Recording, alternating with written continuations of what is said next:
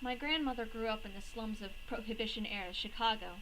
Her family lived in a small house near the harbor, and one of her earliest memories was of a particularly hot summer when, seeking respite from the heat, she and her sister discovered a seldom used section of boardwalk near an abandoned warehouse.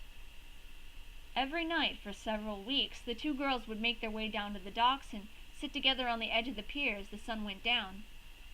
My grandmother vividly, and for a time, fondly, recalled the feel of seaweed between her toes as she and her sister dangled their feet into the murky water.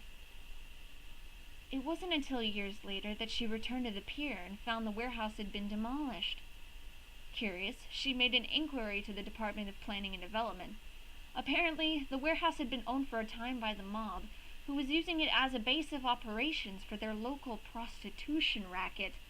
It had only been uncovered when an associate began disposing of rival hookers by fitting them with concrete shoes and dumping them into the harbor. Investigation officers had recently discovered 24 bodies from the waters of the secluded pier nearby. How had the bodies been discovered? A passing fisherman spotted some of the victims' hair floating near the surface of the water. Like seaweed,